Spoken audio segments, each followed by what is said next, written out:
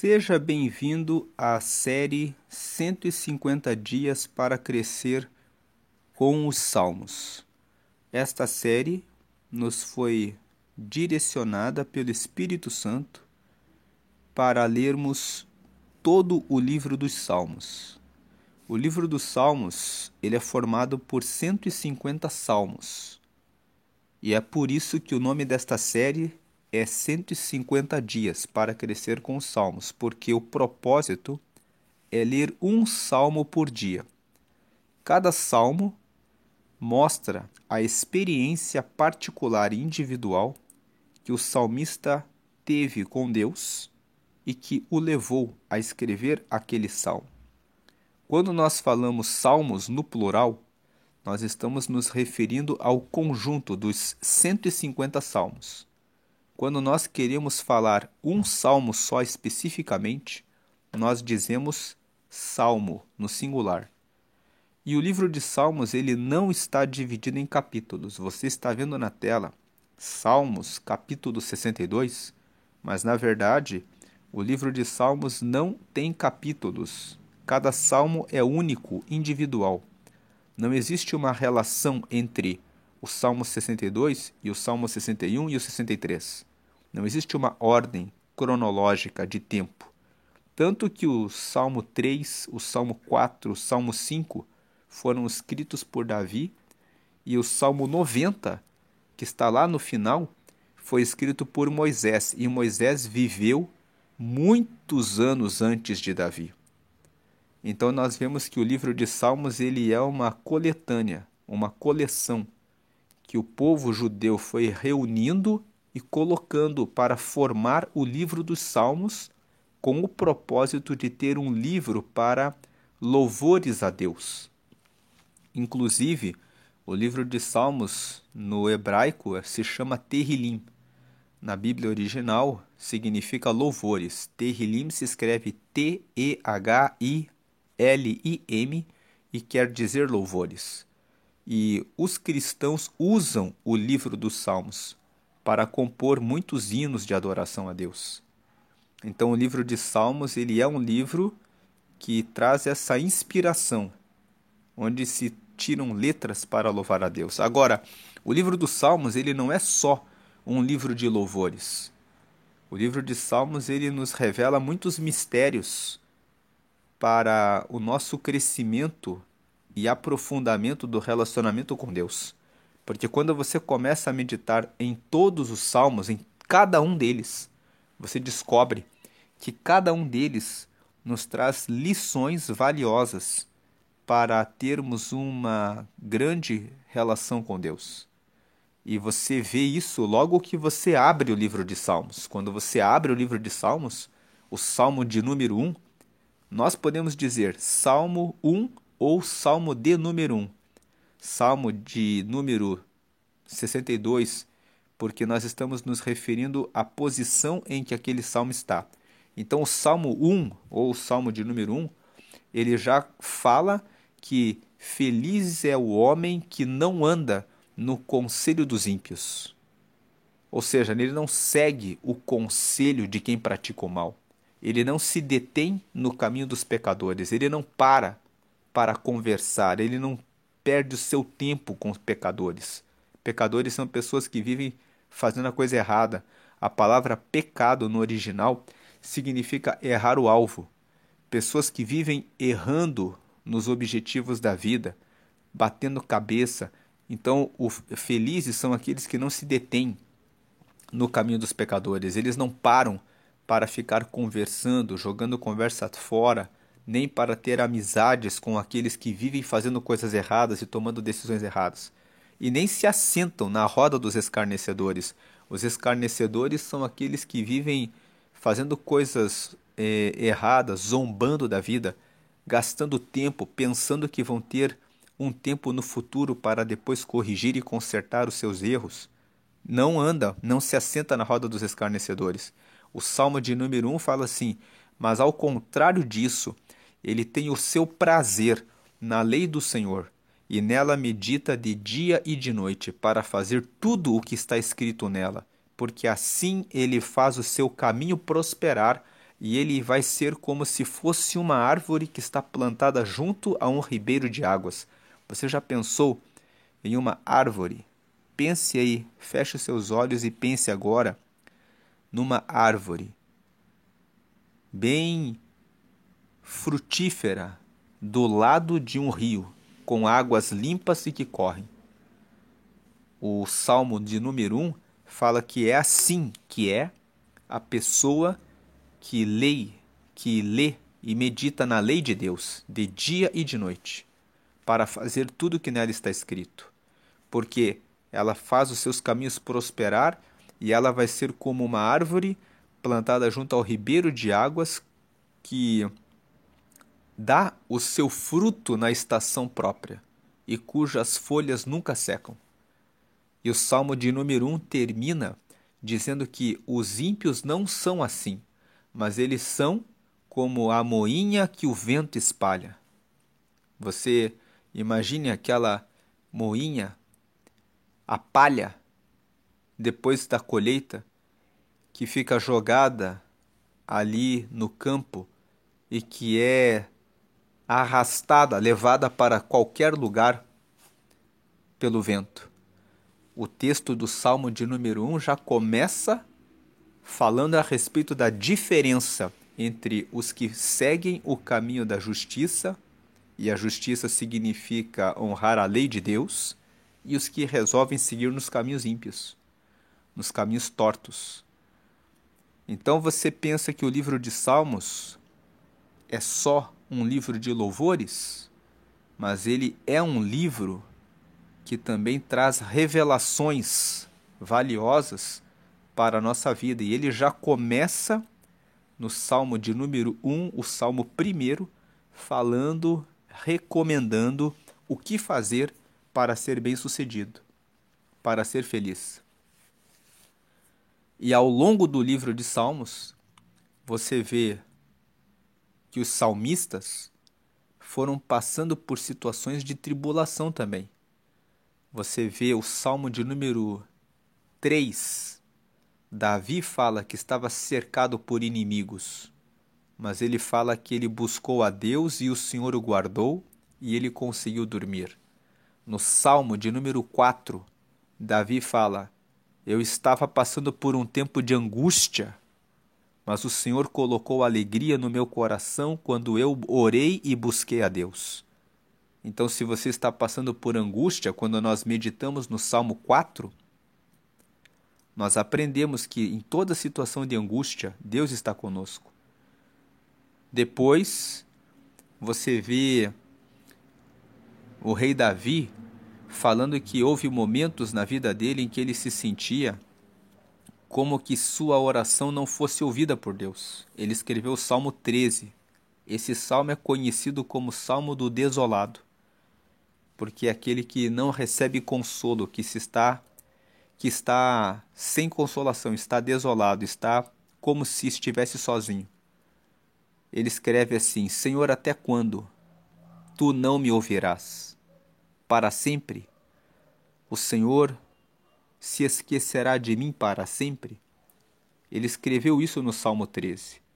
Então, às vezes, nós estamos orando e parece que a nossa oração não passa do teto, parece que Deus não responde, parece que Ele se esqueceu de nós, e muitas vezes, nesses momentos, nós pensamos em desistir de continuar a seguir a Deus. Mas quando lemos o Salmo 13, aprendemos que Davi também passou por essa situação, mas ele não terminou o Salmo dizendo: agora eu desviei, agora eu fugi de Deus, agora nunca mais o ouvi. Ele termina o Salmo 13 dizendo: mas eu cantarei louvores ao Senhor, e eu ainda serei salvo por ele, e o louvarei pela sua salvação. E quando nós lemos o Salmo 13, nós aprendemos: é possível que em alguns momentos pareça que Deus está longe de nós, mas Ele está sempre perto. Então, o livro de Salmos, ele traz uma caminhada, lições, ele abre ensinando que você será bem-sucedido se você buscar a Deus. Deus tem uma corrente de rio, ele tem correntes em rios que trazem vida para nós. E o livro de Salmos, nos últimos Salmos, lá no Salmo 145 até o Salmo 150, você encontra os salmos que louvam a Deus. O livro de Salmos, portanto, traz uma caminhada, uma jornada de 150 dias em que você começa recebendo o conselho de andar no caminho correto, você aprende lições a respeito de angústia, tribulação, sofrimentos, como lidar com tudo isso e quem Deus tem sido para o seu povo, e você termina louvando a Deus por tudo que aprende, por tudo que conhece a respeito dele. Por isso que o Senhor nos deu, o Espírito Santo trouxe essa iluminação, esse direcionamento, essa revelação para lermos 150 dias cada salmo para aprofundar o relacionamento com Deus. E hoje nós vamos ler o Salmo 62. E o Salmo de número 62 nos fala o seguinte: a minha alma espera somente em Deus, dele vem a minha salvação. 2. Só ele é a minha rocha e a minha salvação. É a minha defesa, não serei grandemente abalado. 3. Até quando maquinareis o mal contra um homem? Sereis mortos todos vós, sereis como uma parede encurvada e uma sebe pouco segura. 4. Eles somente consultam como o hão de derribar da sua excelência. Deleitam-se em mentiras, com a boca bendizem, mas no seu interior maldizem Selá. Então aqui o Salmo 62 nos mostra que o salmista estava passando por uma situação em que pessoas queriam derrubá-lo. O versículo 4 revela isso. Eles somente consultam como o hão de derribar da sua excelência. Então ele está cercado por pessoas que estão pensando, como que vamos derrubar essa pessoa? Deleitam-se em mentiras. Eles têm prazer na mentira. E com a boca bendizem, mas no seu interior maldizem. Pessoas falsas estavam à volta dele dizendo assim, tudo bem, e no coração desejando a sua desgraça. E ele faz esse salmo falando, revelando para nós. Às vezes nós passamos por situações assim. E o que ele nos ensina? A minha alma espera somente em Deus. Dele vem a minha salvação. Eu tenho confiança em Deus. Só Ele, versículo 2, é a minha rocha e a minha salvação. A nossa segurança deve estar no Senhor. Ele é a minha defesa, não serei grandemente abalado. Se alguém está caluniando, difamando, mentindo a seu respeito, e pela frente te cumprimenta e sorri, você deve deixar isso na mão de Deus. Deus cuida dessa pessoa. Ore por essa pessoa e deixe a sua confiança em Deus. O Senhor, Ele é a tua rocha. O Senhor é o que te salva. O Senhor é aquele que mostra que o que a pessoa está falando a seu respeito é uma mentira. Versículo 3. Até quando maquinareis o mal contra um homem? Sereis mortos todos vós. Sereis como uma parede encurvada e uma sebe pouco segura. Veja que no versículo 3 ele fala com segurança. Até quando maquinareis o mal com o homem? Sereis mortos todos vós. Ele fala isso com certeza. Vocês vão ser envergonhados, vocês vão ser derrotados, vocês vão ser humilhados, vocês vão morrer nesses projetos que vocês têm contra o justo. Não vai adiantar.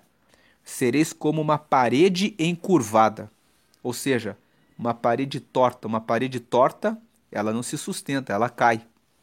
Então vocês podem estar colocando tijolos para me derrubar, mas vão ser como uma parede encurvada, uma parede que vai cair. E uma sebe pouco segura, e um muro pouco seguro. Aí vem a segunda parte, versículos 5 até o 8. Esse salmo aqui, o Salmo 62 especificamente, você pode ler ele em 3 partes. Ele tem 12 versículos. E você pode ler assim, do 1 ao 4, do 5 ao 8 e do 9 ao 12. Você pode dividir ele em 3 partes. A primeira parte, o salmista apresenta a situação dele.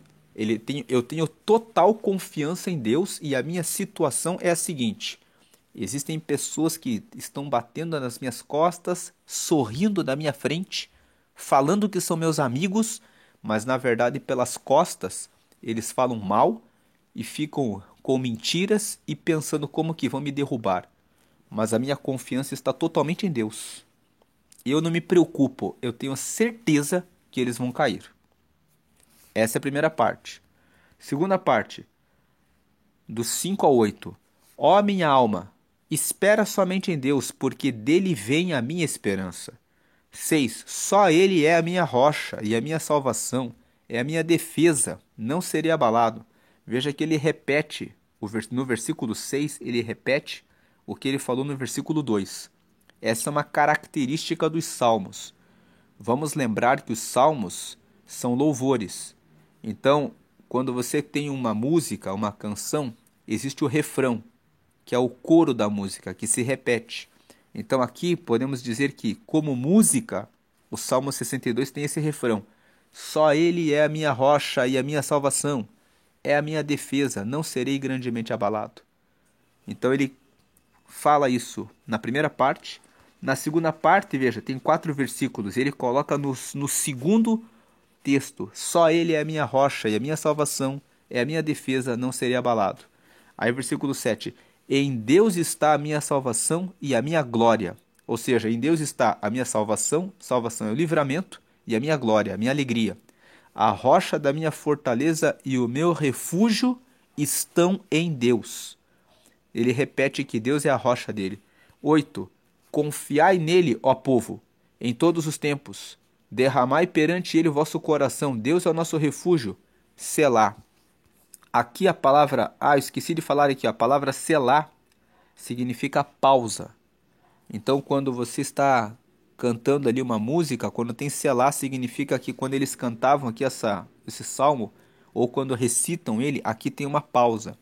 E a pausa serve para você meditar a respeito do que você cantou. Então, eles cantam o versículo 1 até o 4 e tem aqui, selá, pausa, para pensar no que foi lido do versículo 1 até o 4. Aí depois eles leem o versículo 5 ao 8, tem uma nova pausa. Pensem a respeito do que acabaram de cantar, do versículo 5 até o versículo 8. Então, do versículo 5 até o versículo 8, pensando a respeito do que nós acabamos de ler, se estivéssemos cantando, seria para pensar no que acabamos de cantar, eu tenho que falar para mim mesmo. Veja no versículo 5, ó minha alma, espera somente em Deus, porque dele vem a minha esperança. Então eu tenho que falar para mim mesmo, eu tenho que colocar dentro do meu coração que eu devo esperar somente em Deus. Que é nele que está a minha salvação. Que ele que é a minha rocha e a minha salvação. Porque às vezes aparecem pessoas à nossa volta querendo nos desmotivar. Aparecem aquelas pessoas que dizem assim: você viu quantas pessoas querem destruir você? Tome cuidado, viu? Porque você está sozinho e os seus inimigos são muitos. Na hora que aparecem pessoas assim no nosso caminho, nós temos que dizer para nós mesmos: ó minha alma, não escute essas pessoas. Espera somente em Deus, continue esperando somente em Deus. Porque em Deus está a minha salvação. Veja o versículo 7. Em Deus está a minha salvação. Aí eu preciso repetir para mim mesmo. Versículo 6. Só ele é a minha rocha e a minha salvação. É a minha defesa, não serei abalado. Isso aqui deve ser um refrão. O refrão, o coro de uma música é aquela parte que se repete na música várias vezes, né? Então, nós temos que ter essa música em nós. Só ele é a nossa rocha e a nossa salvação. Ele é a nossa defesa. Não seremos abalados. E aqui na segunda parte, ele fala para ele mesmo, ele fala no versículo 5: ó minha alma, espera somente em Deus, porque dele vem a minha esperança. No versículo 6, eu vou repetir que ele é a minha rocha, a minha salvação, é a minha defesa, não serei abalado. Aí no versículo 7, é em Deus que está a minha salvação. Eu estou repetindo, o salmista, ele está nos ensinando uma coisa aqui. Ele está mostrando para nós. Eu sempre digo para mim mesmo: Deus é a minha rocha, para eu lembrar. às vezes, nós ficamos ansiosos, em depressão, porque nós começamos a dar atenção para as circunstâncias externas. Nós ficamos olhando para a conta que tem que ser paga, para o filho que desobedeceu, para o marido que de repente fez alguma coisa e não agradou, para a esposa que de repente fez alguma coisa e não agradou, para os pais, para o trabalho, para tantas coisas, e nós esquecemos de dizer: Deus é a minha rocha, Ele é a minha salvação, Ele é a minha defesa, eu não serei abalado. Então, o versículo, esse texto, o Salmo 62, ele mostra que o salmista ele sempre declara para ele mesmo: eu não tenho que ter medo. Deus é minha rocha. Deus é minha salvação. Deus é minha defesa. Veja o versículo 6, que está repetido no versículo 2. Ele fala: Ele é minha rocha, é minha salvação, é minha defesa. 3 coisas. Número 1, é a minha rocha, então eu estou firme. 2, é a minha salvação. Então, se eu estiver em situação de socorro, que eu não tenho como sair, Ele é o meu socorro, Ele é a minha salvação. Número 3, Ele é a minha defesa. E aí no versículo 8, ele expande esse conselho para os outros. Veja o 8. Confiai nele, ó povo. Em todos os tempos, derramai perante ele o vosso coração. Deus é o nosso refúgio. Ele, além de falar para ele mesmo que ele deve confiar em Deus, ele começa a animar os outros. Essa é uma qualidade daqueles que honram e buscam a Deus. Eles experimentam essa profundidade no relacionamento com Deus e eles começam a ter força para falar para os outros também, confiar em Deus. Esse é o motivo pelo qual muitos não conseguem pregar. Eles falam: mas eu não consigo pregar. Primeiro você tem que pregar para você mesmo. Você tem que pregar. Veja, ele fala: ó minha alma, espera somente em Deus. Ele prega para ele mesmo, ele fala todo dia. Deus é a minha rocha, Ele é a minha salvação, Ele é a minha defesa, eu não serei abalado. A declaração da palavra para nós mesmos é uma forma de ganhar força para vencer as tribulações da vida. E aí, quando nós despertamos essa confiança em Deus, em nós podemos pregar o reino e incentivar os outros a confiar em Deus. Aí vem aqui o selá no final do versículo 8, ou seja, parem e pensem a respeito dos 5 ao 8. O que nós aprendemos? Que nós precisamos falar para nós mesmos, declarar: Deus está conosco, a minha esperança está só em Deus. 2, Ele é a minha rocha, a minha salvação e a minha defesa, e eu não serei abalado. Em Deus está a minha salvação e a minha glória, a minha alegria está em Deus. Ele é minha fortaleza, meu refúgio. Portanto, todos confiem nele. Aí vem a última parte, do 9 ao 12. Certamente, com certeza, que os homens de classe baixa são vaidade. Então significa que os pobres não têm valor? Vaidade é que não tem valor, é vão. Certamente, com certeza, os homens de classe baixa são vaidade, não tem valor. Só que veja o que ele fala: e os homens de ordem elevada são mentira. Então, aqueles que ocupam cargos, que são reis, que são importantes, que são ricos, é tudo mentira. Parece que eles são muita coisa, mas é uma mentira. Pesados em balanças, eles juntos são mais leves do que a vaidade. Ele está dizendo: nós não valemos nada. Do que adianta alguém pensar que porque tem alguma coisa é melhor do que os de classe baixa? Não é. É uma mentira. Se juntar todas as pessoas, elas não têm valor. Nós somos mortais. A nossa vida passa muito rápido, muito ligeiramente nessa terra. Você que acha que é alguma coisa, às vezes só porque tem um carrinho um pouco melhor do que seu vizinho, ou porque conseguiu alguma coisa a mais, alguma posição a mais, você pode ser ainda muito, muito rico. Mas você não consegue dar a vida eterna para você mesmo. Você não consegue nem respirar se você não tiver a misericórdia de Deus. Então, o versículo 9, ele traz uma reflexão para você que está achando que é alguma coisa, porque é advogado, porque é médico, porque é muito rico. Você não passa de uma mentira. A Bíblia revela isso. Versículo 10.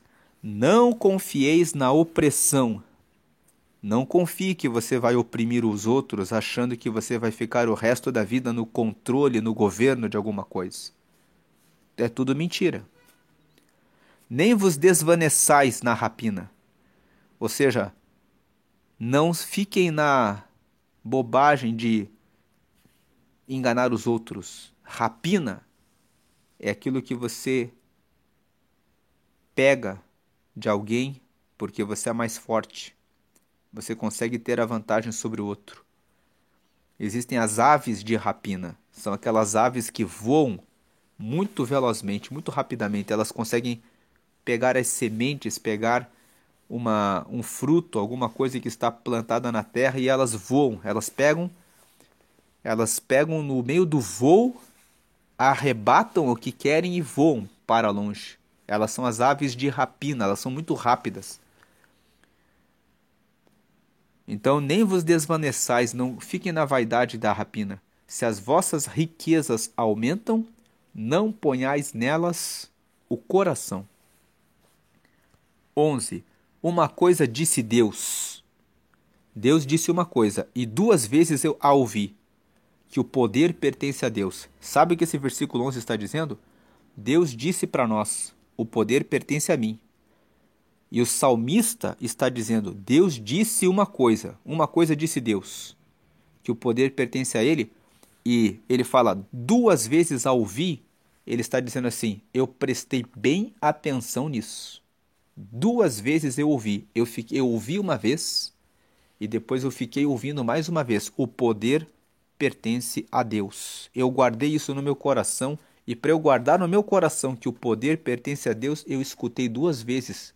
Deus falou uma coisa e eu fiquei prestando atenção. O versículo 11 está nos ensinando, presta atenção. Se você acha que você está ficando rico, o versículo 9 até o versículo 12, ele traz essa orientação. Ele começa falando aqui que ele está passando, veja, o salmista aqui, ele fala que ele está cercado.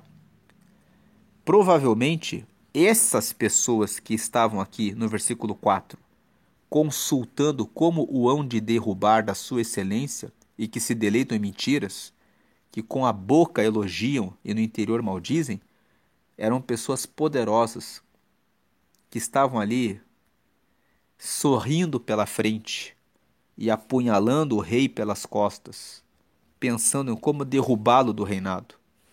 Então ele fala assim, mas eu não estou preocupado, porque a minha alma espera no Senhor. Só Ele é a minha rocha, a minha salvação, a minha defesa, eu não serei grandemente abalado. Aí no versículo 5 a 8 ele fala assim, eu falo para mim mesmo todos os dias, que eu devo confiar somente em Deus. E ele repete, só Ele é a minha rocha, a minha salvação e a minha defesa, eu não serei abalado. Então confiem nele, ele traz essa recomendação. E aí ele termina falando assim, olha, os que acham que são muito ricos, é tudo uma mentira. Os que são pobres são uma vaidade, mas os que acham que são alguma coisa são uma mentira. Não confiem na opressão, nem se envaideçam na rapina, que vocês são fortes e conseguem ganhar muito lucro, muita vantagem. Porque se as vossas riquezas aumentam, não ponhais nelas o coração. Você não vai levar nada daqui dessa vida. Versículo 11. Deus disse uma coisa, e eu escutei 2 vezes. O poder pertence a Deus. Versículo 12. A ti também, Senhor, pertence a misericórdia. Misericórdia é o quê? É receber o miserável. A palavra misericórdia vem de miserável, né? Miséria, miserável, e córdia, que é coração. Então Deus ele A Deus pertence a misericórdia, receber-nos apesar das nossas misérias. A Deus pertence perdoar os nossos pecados e dizer: tudo bem, vocês são miseráveis, mas eu recebo com o meu cordes, com o meu coração eu recebo vocês. Pertence a Deus isso. É Ele que determina que vai ter misericórdia.